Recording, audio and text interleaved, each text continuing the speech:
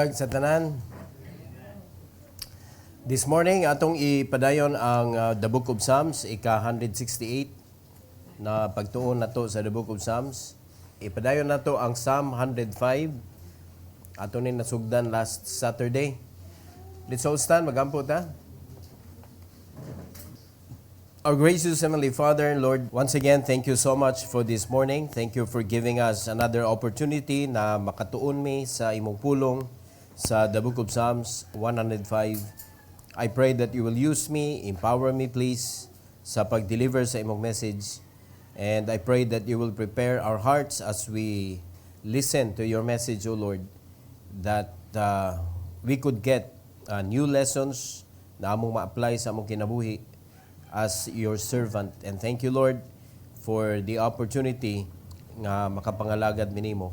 And I pray that you will be honored and be praised this morning in Jesus' name. Amen. You may take your seat, please. This is the part 2 of the Remembering God's Mighty Works. Ikaduha nga kwani nga bahin. Remembering God's mighty work. Now, makaibaw ta mga kaigsunan nga dili na siya kanang dili na questionable ba? Na muhisgot tag mighty works of God, dili na siya questionable. Daghan kayong records mga kaigsunan. In fact, ang John, the book of John, nagsulti diha mga igsoon nga kung isulat ang tanan nga gibuhat ni Kristo bisan ang tibuok kalibutan, dili niya kayang ikip ang libro. So yun na nakadaghan. Unya, dili to siya mga igsoon nga naay wala na consider nga mighty works. Mighty works of God. When God moves, He do not move without purpose or plan. Naagyon ay plano, naay purpose mga kaigsunan. Now this morning, ipadayon nato sa pagtuon, nanata sa point number 3. Ipadayon nato sa point number 3, God's protection of His people. Nalipay ba ka nga usa ka nga katawhan sa Ginoo? Now God promised protection. Diri sa kalibutan, no, sa kalibutanhon nga bahin sa pag-protect, mahal. Mayroon kag mo-hire ka og mga bodyguard, no? Mga security guard, nga mga special forces. Mahal, inuras, mga kaigsunan. Unya, dili pa yun ka sigurado nga secured ka. Okay, kung ikaw target. Kana nagbantay nimo, nanay presyo. Gibayran ko na nimo. Ang ilang yung loyalty, naa sa gibayad sa ila. No? Gamay ra kayo mga igsuon nga loyal ang usa ka tawo bisan pa og bundakan nimo dihag dako kay kwarta di gyud mo bali. Talagsaon kay na sa tanan. Pero kasagaran, no, kanang makita na to mga movies na biyan ay kamatuoran po na gibasihan ba na ang katong mismo nga nagprotect nila mapalit sa usa ka bili. So they are willing to spend money for the security nga dili siya 100% secured. Kaya diara nindot kaayo sa dihang nahimo kang anak sa Ginoo, ni promise ang Ginoo protection. Ang iya ra gyud gipangayo nato mutuo ta. Kumusta atong pagtuo sa iyang protection? 100% ba sa dihang tan-awon sa Ginoo sa atong kasing-kasing? O makakita siya mga igsoon nga nag-away ang imuhang faith o imuhang fear? Kaysa tinuod lang kung 100% nituo tas Ginoo, bisan pagpagion ta og kana bitong delikado kaayo nga dan, unya diha ka gisugo sa Ginoo, di gyud ka makuyawan. Ngaron di makamakuyawan. Kay ba makagisa gisugo nimo?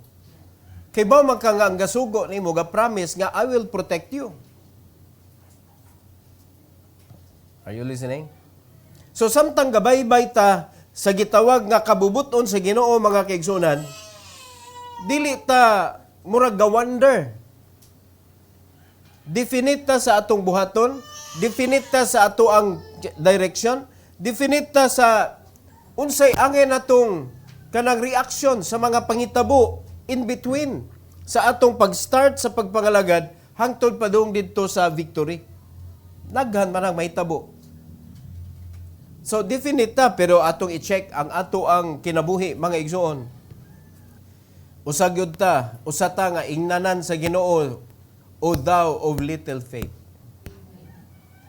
Kandidato gyud ta anang little faith mga igsoon. Mao na nga atong pukaw ning atong kaugalingon pinaagi aning Psalm 105 na ang Ginoo dunay protection nga gi-promise. God defends His people even when they are few and weak. Kay para sa Ginoo ang weak ug ang few mas nanginahanglan og protection. Di mo siya respecter of person. Diri sa Psalm 105 verses 12 to 15, gipromise sa Ginoo nga ang kaning Israel matawag man sila nga few. Matawag sila compared sa mga nagpalibot nila, matawag sila nga weak. Pero tanawa hang anong nahimong strong ang Israel? Because of God. Kaya kung basihan nato sa ato lang pananaw, dili biya sila mga great people kana mga great in stature mga igsoon nga tag-as. Ang mga Israelite di man mga tag-ason. Murag kuan na ba kanang normal na ang height. Unya gamay ra sila compared sa ilang kaaway. Nyamay ang ilang kaaway usara ka nation. Biltin daghana. So, in verse number 12, ingon diri, when they were but a few men in number, yea, very few, and strangers in it, lagi specify gyud na unsa sila kagamay. Very few, verse 13, when they went from one nation to another, from one kingdom to another people, He suffered no man to do them wrong. Yea, He reproved kings for their sakes. Tanawa ragot ka, kay ba man ta sa kinabuhi sa mga Jew? Nakatag man na sila mga kaigsuonan. Kay naay naning kamot ug patay nila mga igsoon. Ang uban naabot diri sa Philippines. Naay sa uban pa nga mga nation. Pero tanawa giunsa sa Ginoo paghatag og favor ang mga Jew. Ang mga chosen generation.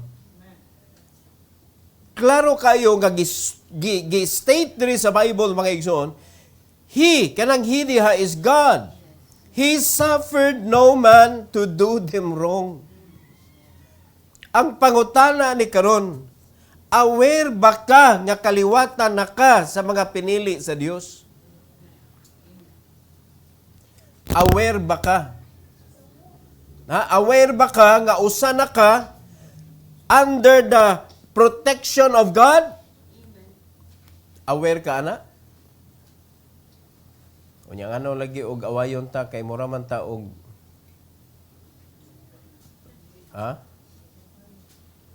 ngano lagi og pasipad-an ta di man ta kadawat.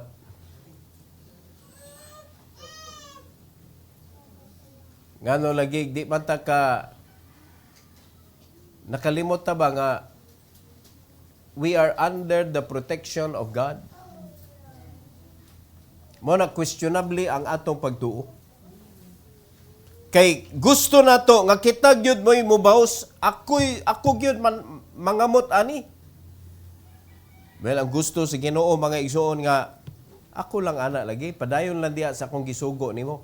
Kadaghan sa mga Kristohanon mga igsoon, pag-abot na sa mga trahedya sa ilang kinabuhi, isip Kristohanon nang hunong sa pagpangalagad.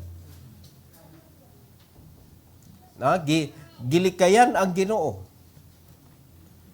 Gihunong nila ang ilang dapat buhaton para sa Ginoo. Ngano man, because of the persecution, because of those people nga naningkamot og destroy sa ilahang kinabuhi. Yan, worry na sila, nakalimot ba nga, oy kamo ray madaot anak kay mobalik man na ninyo. That is how God deal with the enemy of His children. Sila ray maguba. Naminaw ta mga igsoon? So, siya mismo dili niya tugutan nga lainon og tagad or bation og tagad ang iyang mga pinili. Even kings, mga kaigsuonan, for the sake of his children. Bisan ang hari kaya niya nga pugnan.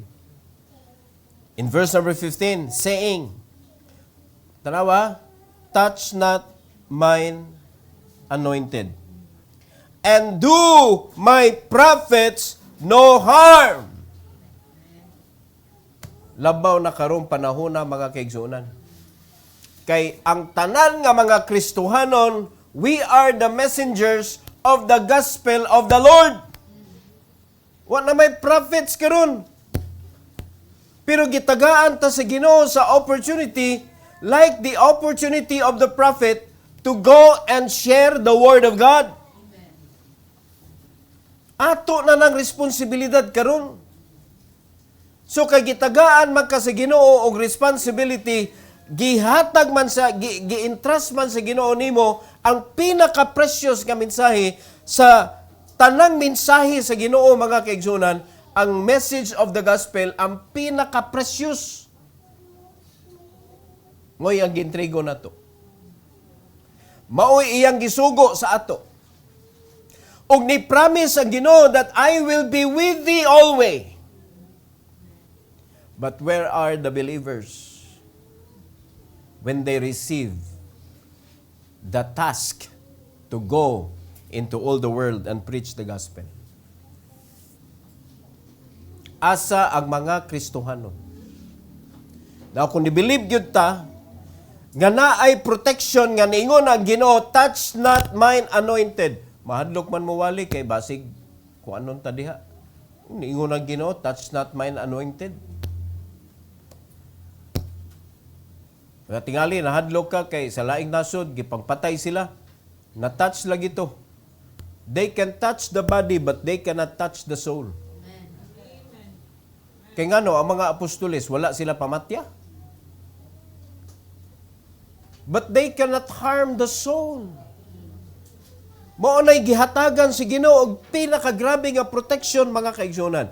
Now, as long as God can still use us, gusto pa niyang gamiton ta aning kalibutan na, we will live. Pero moabot yun ang panahon nga mayon ang Ginoo, your time is up. Wala gyud tay mahimo ana. Manguli gyud sa langit gyud. Naminaw ta? Pero samtang buhi pa ta mga kaigsuonan, kuan pa active pa ang atong misyon. Nagpadayon ang atong misyon. Nakinahanglan atong dadon ang mensahe sa ebanghelyo ngadto sa mga nagkinahanglan. Unya ang Ginoo ra ba nangayo ang iya ra magipangayo dili ra ba gyud ingon nga daghan kaayo sa matag usa. Pero di gyud mabuhat sa mga Kristohanon kay wala man sa ilang kasing-kasing. So atong pukawon ang atong kaugalingon mga igsoon. Ang protection sa Ginoo iyang gihatag sa atoa so that we could continue to serve Him nga naatay kumpiyansa sa pagtrabaho. Dili kay makuyawan ta. Kaya kasagaran kontra baya nato ang kaning atong sitwasyon sa kinabuhi. Kung magsigi ta og tudlo sa pulong sa Ginoo, mapasmo ta. Di ba mo na kasagaran reklamo sa mga Kristohanon? Mo bitaw nang di kasimba kay ni duty. Kay kung tinuod jud ka nga active ang imong utok sa misyon. Kung gusto ka mangitag panginabuhi, di gyud na nimo dawaton ang panginabuhi nga mapakgang ang imong pagka misyonaryo sa Ginoo. Di na nimo dawaton.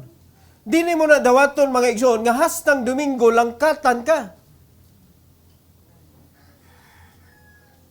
Pero tanawa, ni care ba ang mga Christians? Ala, dawat, basta, kuana, naiswildo, piliswildo, dakong swildo, okay na na eh. Makasabot na Ginoo. Thank you Lord ha, sa imong blessing. Ang Ginoo pa pasangin lang nga mao'y gahatag sa trabaho.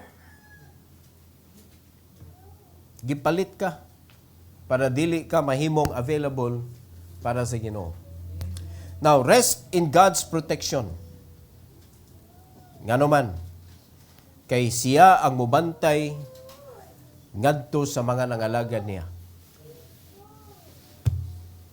Kita nga mga servant of the Lord, hinaot pa nga naa sa atong kasing-kasing ang pagpangalagad sa Ginoo.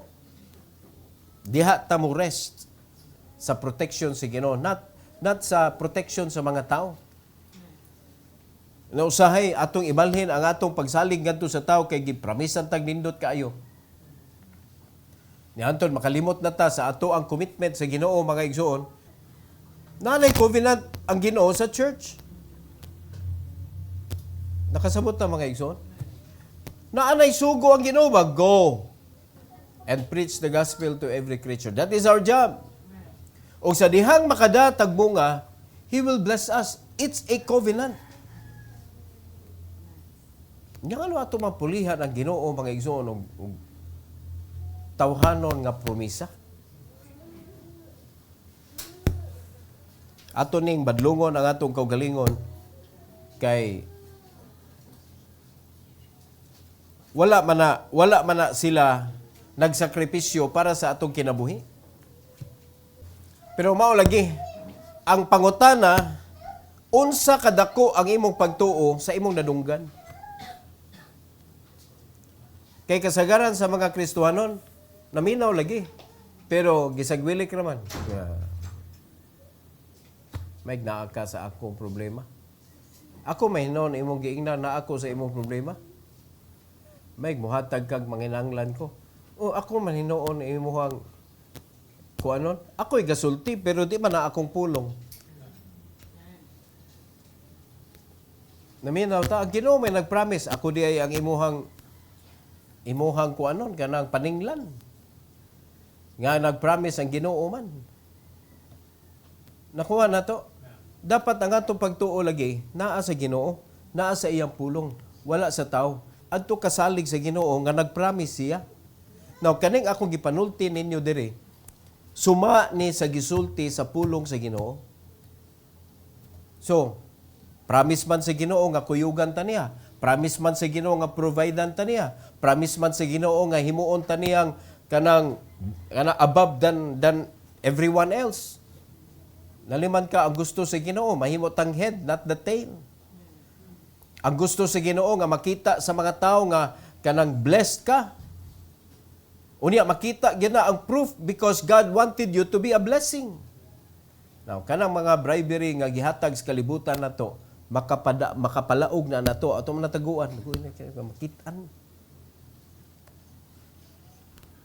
Mo na dili ka mahimong kanang generous.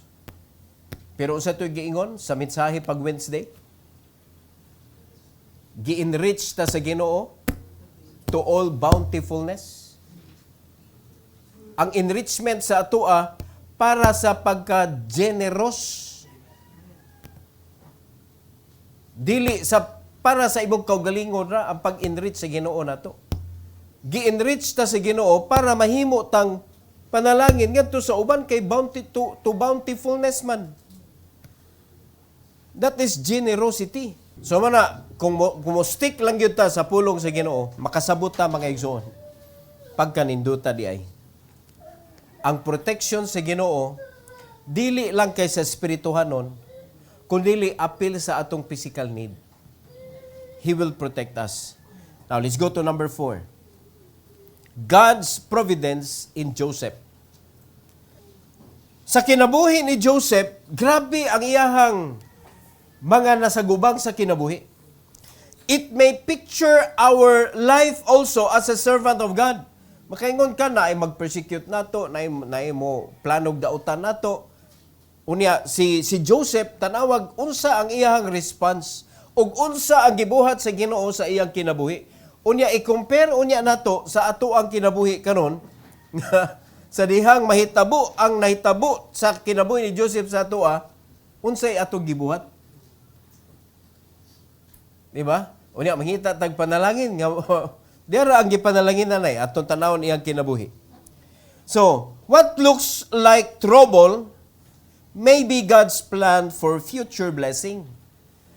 Usahay makaagitag mga murag trouble man kinabuhi na kurunda. Di gyud tingali ni kabubuton sa Ginoo. Mo na ato na yung basihan dayon ang mga troubles nga dili siya kabubuton sa Ginoo. Tempa. Ang Ginoo sometimes mogamit siya troubles para i-prepare kaniya. Para ma-prepare kaniya. Para mapalig-on kaniya sa task nga iyang gihatag sa imuha. So, ato i-focus si Joseph, letter A. God's plan in famine. Tanawa, kinsay nag-orchestrate sa famine? Atong basahon sa verse 16. Verse 16, o sa Giyos Bible. Moreover, He called for a famine upon the land. He break the whole staff of bread. Kinsay naghimo sa famine? God. Siya'y nag-orchestrate. Iyang gipanawagan ang famine. Dalawa, He called for a famine upon the land. Unya, iyang gidestroy ang ilang resources. For what? Para iyang gubon ang iyang mga pinili? No. Para iyang i-prepare mga igsoon. Para iyahang andamon ang iyang gipili, particularly si Joseph. Letter B, God's purpose in Joseph's trial. Atong ipadayon sa 17 to 19. Sa Giyos Bible diri. He sent a man before them, kinsa man na siya, si Joseph, who was sold for a servant, whose feet they hurt with fetters. He was laid in iron. Lisod nga kinabuhi. Kung ato na i-picture out mga igsoon, yes, walay higot ning atong tiil, wala ni ipita mga fetters diha kanang wa ni siya higti. Pero lahi ang naghigot sa tua that we cannot be in the will of the Lord. O ginaot pa trials na. Kay pwede man dili na siya trials, pwede naman na nga imog yun na siya personal decision. This was not the decision of Joseph. Wa gid siya nag-ingon siya mga igsoon ilunod ko sulungag bi. Wa gyud niya ingna iya mga igsoon nga ingnas papa nga patay nako. Wala niya ingna iya mga igsoon nga ibaligya ko dito sa merchant. Unya wa sad niya ingna tong merchant nga ibaligya ko kang Putipar. It was all orchestrated by the Lord. So, ingon ani ang klase sa iyang kinabuhi, but he never questioned the Lord. Amen. Sa kagrabe na sa giagian siyang kinabuhi, that was the preparation of God sa kinabuhi ni Joseph because God will use him in a mighty way. Amen. In verse number 19, tanaw ko sa kataas ni iyang sacrifice until the time that his word came. The word of the Lord tried him. It was not his brethren. It was not Pharaoh. No, it was not the people who hurt him. They are just being used by God para i-strengthen si Joseph for a particular mission. Mao na usahay sa atong kinabuhi mga igsoon, wala man ka nangayo ana, wala man ka nagkuan na ni kalit lang abot ba mga problema, ni kalit lang og kuan ni pagkahuman imong tugutan, imong kaugalingon nga ma-discourage ka. Why don't you consider it as a training? na ay katuyuan ng Ginoo ni akong kinabuhi da, then prepare yourself. Kaysa ma-discourage ka, muhunong ka. Kani, lisod na magud sabton iyang kinabuhi, laliman ka, obedient son siya sa iyang ginikanan, even sa iyang mga kaigsuonan. Sa kadaghang musugo niya katong mga nanugo niya, mo nagpasipa sa iya. Sakit na una-unaon mga igsoon. Pero wala gyud to gitugutan na to ni Joseph. Ingon ana siya ka-obedient sa Ginoo. Ingon ana kadako ang iyang pagsalig sa Ginoo nga to the extent nga wa na siya kasabot sa pangitabo siyang kinabuhi, he never questioned the Lord. Nga ngano man ni Lord. Let's go to letter C. God's promotion in His time. Ayog huwat, ayog ka ng pangitaig paagi nga ikaw mismo mo ay makapahawas anang training, ibutang na to, training sa imong kinabuhi. Because God has His own time. Bao na ang ato is learn as much as you can. Samtang naa ka sa training. Alright? In verse number 20 to verse number 21, ingon sa Bible, the king sent and loosed him, even the ruler of the people, and let him go free. Tanaw siya gipanggamit sa Ginoo. Gigamit si Potiphar. Pagkahuman, naana siya gigamit dito para itry si Joseph, ang iyang asawa. Hantod nga naabot gud siya dito sa kang Pharaoh, mga kaigsuonan nga siya na gyud mismo ang gipadesider. Siya na gada sa nahug na siya nga unsay pulong ni Joseph mao'y pulong sa Pharaoh. Kadako ana nga promotion. In verse number 21, he made him lord of his house and ruler of all his substance. Kinsay masayod mga igsoon. No? Katong mga nagpasipa niya mao na iya padulngan. Even the merchant nga nagdaan niya ngadto sa Egypt mga igsoon, wag ito nagdahom nga, uy, nahimo ang ruler naman tong akong gidadiri nga gigapos man to nako. Di ba? Hinigtan ko ng tiil kay kana bang servant lagi. Ibaligya ay. So ingon ana ang iyang kinabuhi, but because gialaw ra niya ang Ginoo nga mulihok siya kinabuhi, so na-enjoy niya mga igsoon pag-abot na diri sa point nga gibuhian na siya sa Ginoo. Let's go to letter D. God's purpose for His people. Para makasabot ta. Sa kinabuhi ni Joseph, mga kaigsuonan, nakita na to, kay nabasahan naman na, hitabo naman na iyang kinabuhi, pero ang ato kay mahitabo ay pamanggod. So hinaot pa, nakasabot ta, nga ang Ginoo doon ay purpose.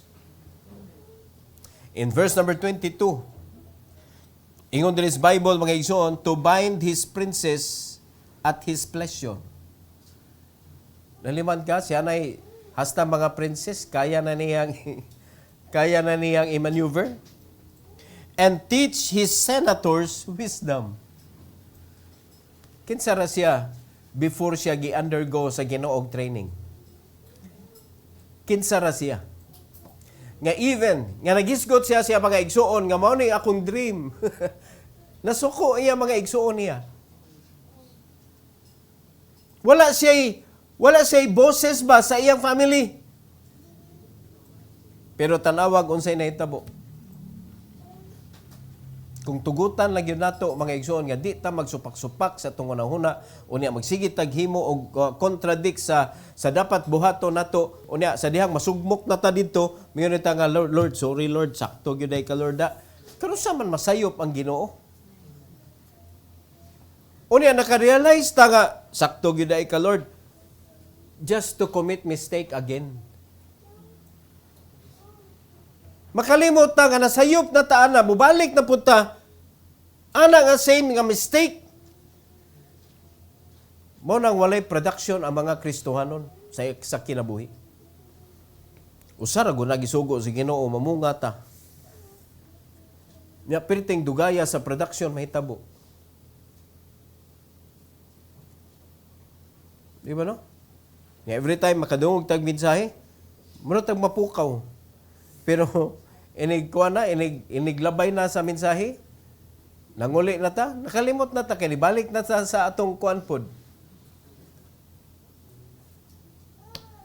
O na, diha ma-question ang atong pagtuo sa pulong sa Ginoo. Nganong nanimba man ta? Nganong nibasa man ta? Nganong naminaw man ta sa mensahe sa Ginoo?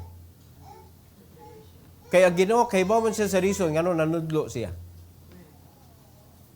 Nganong naay Biblia? Naa ni purpose para sa ato. So kung ato lang yung dawaton ang purpose sa Ginoo, mga kaigsunan, makita na to unsa kanindot di ay ang plano sa Ginoo sa atong kinabuhi. Now, Joseph's rise was not for himself, but for others. Nasabtan na nato ang story. God blesses us to be a blessing. Amen. Si Joseph, gihimo siyang ruler. The highest, the highest rank nga nahatag sa iya. Second to Pero ang iyang power. Sa kang Putipar, second to Putipar. Nalimad ka, di ra gipa hilabtan ni Putipar sa iya ang asawa. Og didto ni Sod ang yawa. Anak ka grabe ang achievement ni Joseph because kay naa siya sa Ginoo nagtutok. O gano ang mga Kristohanon karon ang achievement mga igsoon pangitaon man. No? Kay nagtutok na ta sa atong kaya. So kung unsay kaya nato diha na ta. Mahadlok na ta mo go beyond sa usual natong gibuhat sa atong kinabuhi. Usual nga status sa atong pamilya. Bora miyon ang mga tao nga pobre matag kaliwat. Di man sa dato ni si Kuan o kaliwat si Joseph, okay raman ilang kinabuhi.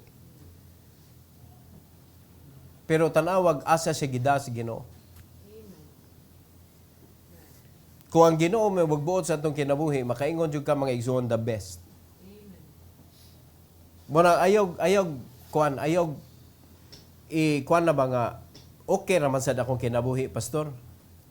Sa ato pa kaya siya i-kumpara kung ang Ginoo may magbuot sa imong kinabuhi kay okay raman sad na imuha. Okay man ang sa Ginoo pero okay raman sad imuha. Ang ingon na naon na to equal na di ay.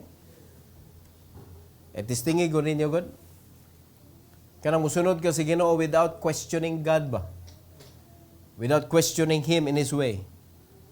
So dapat na itong buhaton mga igsoon, trust God's providence. He works through trials to prepare deliverance. Ang ato lang dapat kayahon gyud nato ang trials. No, willing ba ka mo undergo og trials? Kung magisgot ta og mga kanang sa army, police, kanang SWAT, ingonana, Navy, grabe trials. Para lang gyud mahimo silang army niya. Silang na army na, gusto pa yun sila mahimong ranger. Alam mo, training na po sila mga igsoon. Grabe kayo mga training. Unya, pila rin makalusot. Unya, kinahanglan ilag yun, kanang kuano yun kay gusto yun sila mahimong ingon ana. Kita sigurado na. Unya, ang gusto lang sa Ginoo nga i-train kaniya through trials, no? Testingan kaniya sa mga sitwasyon sa kinabuhi. Actual man sa Ginoo God. Unya, gipangita sa Ginoo is character, not grade. Dili grado. Character, mga igsoon. Kaya mo sana sa mga kuan, mga sundalo. Ang grado nila, naapod sa karakter, nakabasi. Kung unsay karakter nimo, when you are under pressure,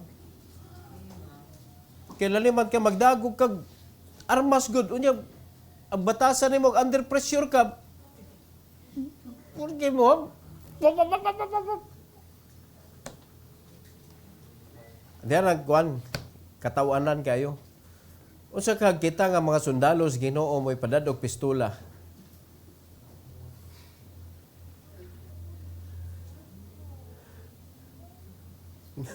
Daghan na mga matay no, manukol man. Sa ato pa malupig taani sa mga sundalo nga bisang nagunit ng armas, bisan pa og kanang balikason sila mga kaigsunan, di sila makupot sa ilang armas. Kaya nga naman, naay balaod anang armas kung kanusara na siya kuhaon. Amo na, naay mga pipila nga dili makantos, kay nag-inom, ingon na wala kasunod sa lagda mga igsoon, di na nga priso, nangatangtang sa ilang pagkasundalo. Pero, kung sakto lang yun ang una-una sa usa ka sundalo, adi ko na siya basta-basta makuha, M16 o yung kanang mangrak-rak dito kay naana sila'y kuan, naana sila'y murag silyado na ang ilang mga kuan, ilang kamot mga dili na basta-basta mukuot sa ilang armas. Ambot na kita'y pakupton lagi. Na? Armas na to, ba mga igsoon, gabuto-buto. Ang manggawas ng mga pulong, murag bisan kita, maglisod tag balik og ton. Nakasabot as failure sa mga Kristiyano. And we want God to bless us. Unya, tinuod ba ang blessing sa Ginoo? Tinuod ang iyang gi-offer nga protection o promotion. Tinuod mga kaigsunan. Tinuod ang iyang gi-offer nato nga providence.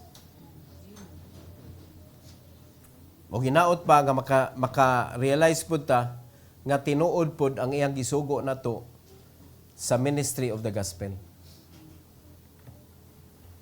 So whatever is written in this book are true. Mao nang ayog duwa-duwa mga igsoon, ayog duwa-duwa ang imong pagbasa. Unya ayaw himo ang kanang kuan duha imong dagway. Pag naa ka sa simbahan, Kristohanon ka, pero tuwa ka sa gawas, unbeliever ka. Kay mo na'y kasagarang image sa mga Christians. And that is why when they come to church, they are less happy. Ang worst pa gyud,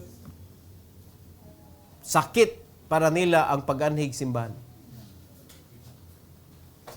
Mao na nga dili excited ang mga Kristohanon to come to church, to listen to the preaching of God's word. Because of that. So inaot pa nga ato ning pukawon ang atong kaugalingon mga igsoon. Let's remember God's mighty works. Nagsugod ni sa atong salvation, sa atong kinabuhi.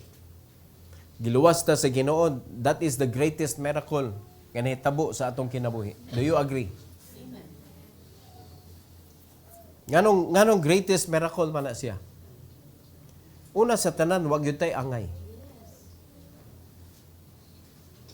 Wa tay angay nga malangit.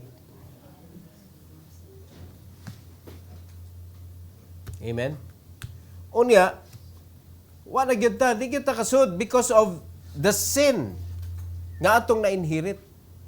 Plus, napagyud tay personal. Pero, i-promise man ng Ginoo nga once nga atong i-surrender sa Ginoo ning atong mga sala, i-confess nato, naliman ka, hinluan ka sa Ginoo sa imong sala karon, including katong attachment nga mga sala, mga kaigsuonan sa unang panahon. That is how God kanang bless His people. Sa diyang naluwas ta, giputol na gusto niya ang atong connection katong sala ni Adam and Eve. Diba? Unya, pila na ta katuig nagpuyo aning kalibutan na, pila nakasala, nabuhat na to. Unya, ni-confess ka at this time. Niyo na Ginoo, hasta tong mga karaan na akong gitagad. So, sa magyuy tinguha sa Ginoo sa atong kinabuhi? Nga maguba ta o munindot ang atong kinabuhi? O sara may makaguba sa atong kinabuhi, mga igsuon, sala. Mo na gigamit ni Lucifer, ni Satan, sa pag-destroy sa gihimo sa Ginoo, sala.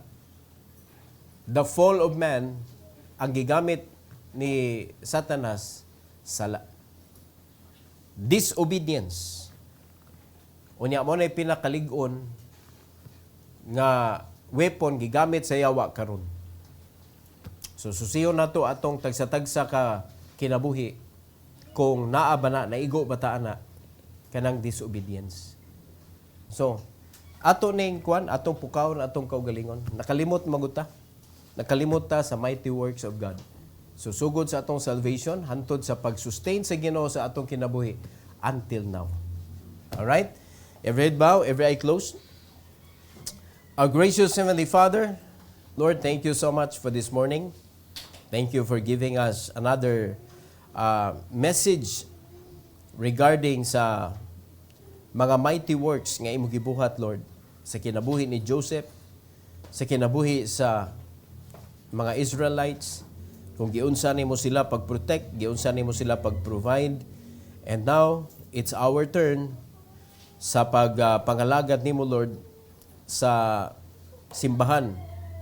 I pray that you will bless each and everyone's heart this morning na makasabot mi, Lord, sa imong katuyuan sa among kinabuhi. You wanted us to serve you sa ministry of the gospel. You want us to bear fruit.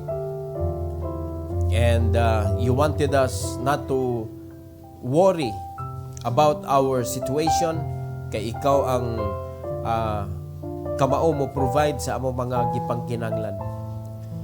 And please help us not to be fearful. Tabangi mi, Lord, nga tungod sa among pagtuo, mahimong smooth ang among pagpangalagad nimo. Do na ay mga trials and testing sa kinabuhi. Apan smooth ra gihapon ang dagan sa among pagpangalagad sa Ebanghelyo. Salamat kay Lord sa imong pagtudlo ug tuguti nga magmadinaugon mi sa among Kristohanong kinabuhi. Tanang dungog ug himaya among ibalik kanimo in Jesus name. Amen.